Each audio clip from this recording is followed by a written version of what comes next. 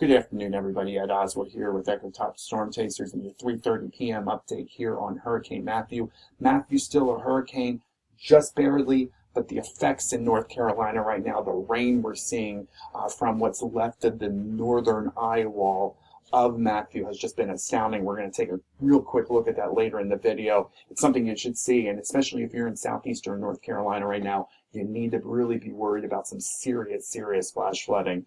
You can see that the storm did make landfall earlier today to the north and east of Charleston, right at the last moment this morning before it would have hit Hilton Head, Charleston area. It veered pretty far to the right and ended up starting to parallel the coast somewhat of South Carolina. But as you can see, there's a little nudge right before that sticks out. That's where it made landfall. It's now up in the Myrtle Beach area, actually to the north and east, moving into southeastern North Carolina. And that is actually further north than what the track even issued at 11 a.m. was there. And it will continue to move north and east for a little bit longer, but by tonight we should finally start to see it veer to the east and get further away from the coast and really lessen the effects here, especially with storm surge. Let's take a look at the radar here. You can see from the radar, this is what I'm talking about, right around from about Myrtle Beach to Wilmington, North Carolina. Those dark red, this is a very heavy rain band, but you can see also all this easterly fetch bringing in heavy rains well into North Carolina. There's even out in Raleigh-Durham reports of flash flooding, but anywhere in this area, 4, 5, 6 inches of rain. Down here, as you're going to see, they're getting that in an hour. Look at the area here from Myrtle Beach to Wilmington and how much rain here is falling. That's anywhere from 2 to 4 plus inches of rain in an hour already in that area from what we've seen from radar estimates. 15 inches of rain. You're going to probably see 2, 4, 6 inches of rain more before this ends. So we could actually be measuring rainfall in feet. And with the interaction with a trough to its northwest, it's also helping to draw moisture into the northeast. You can see we already have rain showers that would be associated with Matthew all the way up into the southern New England.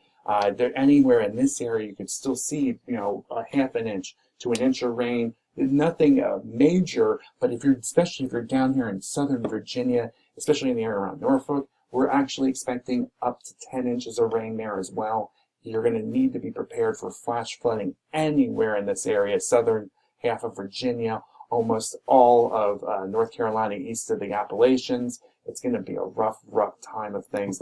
Let's take a look here, 500 millibar map. We've been showing you this, and if you watched my videos over the past couple times that we've done it, I've talked about this ridge out here in the Atlantic and how originally it was oriented more to the from southeast to northwest, and that was what was helping to keep Matthew towards the coast. Now it's pointed more southwest northeast, which is what I told you was kind of what we wanted to look at to get Matthew out of here, plus the interaction with this trough up here. We should see this sort of to pull out over the next couple of hours into Saturday night and Sunday morning, and by sometime tomorrow it should be well off the coast of North Carolina, with lessening effects at least from the storm surge. Still a lot of rain left to go here, especially in southeastern Virginia and all of eastern North Carolina. Let's take a look here finally at the predicted storm tracks.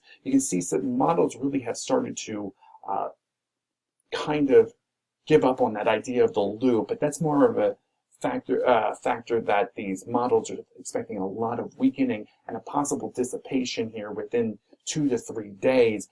But whatever's left of that storm could end up coming back south as it interacts with that trough and also the ridge here to its east, and then come back to the southwest. But it's going to basically probably be showers and some gusty winds, nothing major, because really what we're seeing here is the storm just seems to almost be like raining itself out at this point. It's like the end of, towards the end of its life. So we think that anything, if it does happen with that southwest turn comes back, it's probably just going to be something less organized than a tropical system.